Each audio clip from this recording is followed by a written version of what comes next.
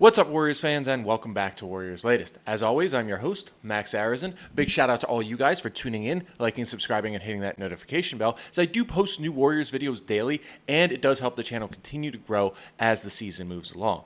Now, past few videos I've been talking about the Warriors sort of swinging and missing on LeBron and how they have to go to a full rebuild. Some of you guys in the comments have been making statements like, Lacob would never do something like trading Steph in order to accelerate a rebuild. He's going out the way Kobe is. And I understand your sentiment, but we've got to look at how Joe Lacob operates. Joe Lacob, he's a smart owner. Now, he hasn't had the best of luck these last few seasons, but he's seen how teams deteriorate when they hold on to their stars too long past not their expiration date, but their goodbye date.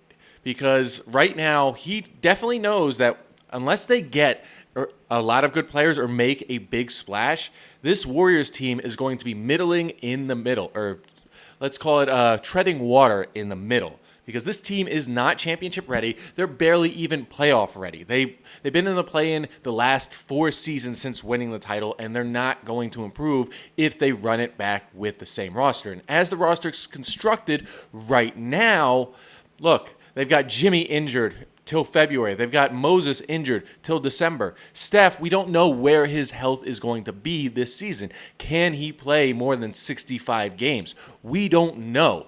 And when you have those kinds of prospects going in, and knowing Lacob's history as a former owner of the Boston Celtics, as well as a Celtics fan growing up, you know through his experience being a fan in the early 90s, where the Celtics held on too long to Larry Bird, Kevin McHale, Robert Parrish, all those guys, and it came back to bite them in the long run. He's not going to hold on to Steph too long in order to just try and squeeze out some former glory. What I think he will do is do right by Steph. He will find ways to rebuild, and he will approve on that rebuild, because you know what? You can't stay with the same guys forever and continue to do the same thing over and over again and expect different results. Now, in this rebuild, as I've said multiple times before, the team is set up perfectly to do it.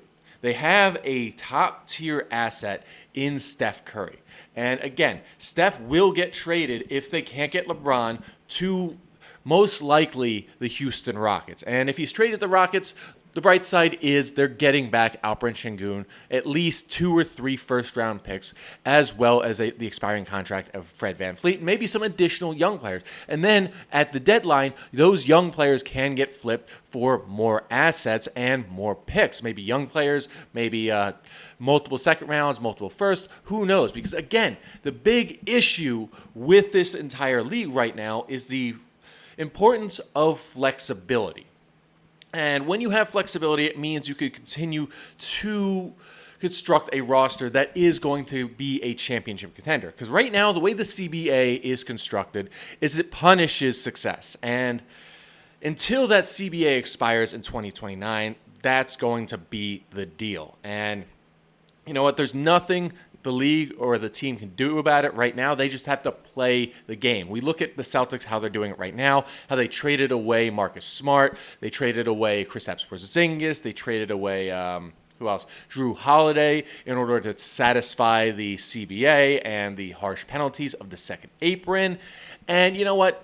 That's just the reality of the situation. But again, they're set up right. They do have a young, great player in Yaxel Lenborg, who won't be the centerpiece, but he is the good cornerstone to help the team move forward. And on the bright side of that, you do have the fact that Draymond Green decided to opt out to help the team. Now, will he be back or will he sign in Detroit? Who knows? I think the best course for Draymond and the team is to bring him back on a very team-friendly deal to get him his money that he was originally owed, maybe a little extra on a 3-year deal to help the transition period of the team and help the locker room still be that winning mentality, because that's going to be the biggest thing for this rebuild should it happen and should the Warriors go in that direction. Is they're going to have to make sure that they don't succumb to a losing mindset, as a lot of rebuilding teams do. And by not succumbing to that, they can still be a play-in team, still maintain their decent draft picks, and still be competitive at the same time, satisfying Joe Lacob's competitive nature. So it's a win-win scenario going into this rebuild. And should the Warriors do it, they are set up for success. You just have to make the right moves and get everybody on board with this win. Now, with getting everybody on board, you think about who's really getting behind this. And you think about it, and look, I believe Steve Kerr came back thinking that, you know what, we're going to compete for a title. We're going to try and be competitive, but I'm not certain that he was under the complete idea, or he was sold on the complete idea of going through a rebuild with this Warriors team. Now, he had that ability to guide this Warriors team, which was under 500, to a play-in win, even though they got bounced by Phoenix in that second play-in game. Now, that was a good win for this Warriors team, and he has been part of just bad overall Warriors teams, so he knows what he needs to do.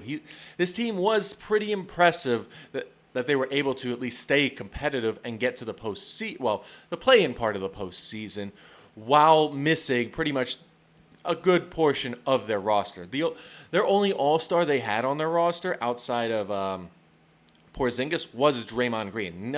And neither Porzingis or Draymond Green were all-stars in recent memory. And with Steph out and Jimmy out for a good portion of the season, it was just pretty impressive that they were able to make the postseason and actually make a significant win against the Clippers. Now, with that said, you have to make sure that Mike Dunleavy is also in line with what needs to be done. And everybody is all on the same page in terms of this rebuild. Because if they're not on the same page in terms of this rebuild, say Lacob wants to trade for this guy, Dunleavy wants to trade for that guy, and Steve Kerr wants another guy, that's going to create a lot of problems for this Warriors team in the long run. And you know what?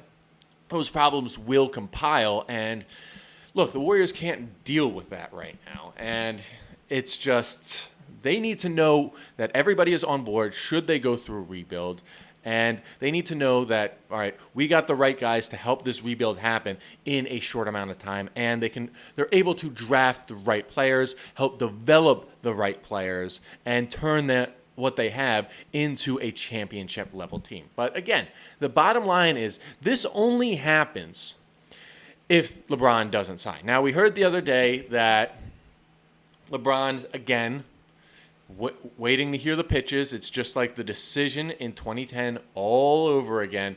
Like, this team pitches, and then this team pitches, and then this team pitches. It's a whole circus all over again. I mean, I would not be surprised if he held another decision on ESPN. It's so dumb. But I do believe that if there's no LeBron, it's time to face the music. Now, again, he is going to draw it out, and the Warriors have re-engaged the Wizards in terms of getting Anthony Davis because they believe that it's possible that they're going to be a package deal. And if they're a package deal, that's going to be a problem for the Warriors. As I saw, it's going to cost Jimmy Butler, Moses Moody, multiple first-round picks, and a first-round swap. And end of the day, for a guy that hasn't really been that healthy over the last few years, just to get an old LeBron James is not worth it. And based off of what we heard Steph talk about the other day when he was at that golf tournament regarding bringing in LeBron, it's like, yes, he'd like to bring in LeBron and like to be a part of the Warriors championship aspirations. But again, that is all up to LeBron. Now, if LeBron comes and there is no Anthony Davis, the Warriors are good to go. They can make additional moves to improve the roster by trading Jimmy and trading Moses Moody, probably for Domantas Sabonis or maybe some other player that is available. Now, we know they weren't in on Jaylen Brown or in on Kawhi Leonard, so we know that they weren't going after those types of guys, but they'll go after guys that will help them improve both in the short and the long term. Now with Sabonis, you're getting a guy who is who really fills out that center role and gives you a guy in the middle that's going to give opposing teams problems in terms of rebounding and defense. So I do like that. They get Malik Monk, who is a shooter off the bench. That's another plus. And then they go after DeMar DeRozan. So it's a win-win-win either way, but the Warriors all have to be on the same page when it comes to what they need to do. Should they not be able to acquire LeBron, or should they be able to acquire LeBron? Now, that's all we have today for Warriors Latest. As always, a big thanks to you guys for tuning in, liking, subscribing, and hitting that notification bell. And if you have any thoughts on how the rebuild would go, like who you would trade Steph to outside of the Rockets for Şengün, multiple picks, as well as Fred VanVleet, feel free to comment below, as I'd love to hear your ideas. And as always, go Dubs.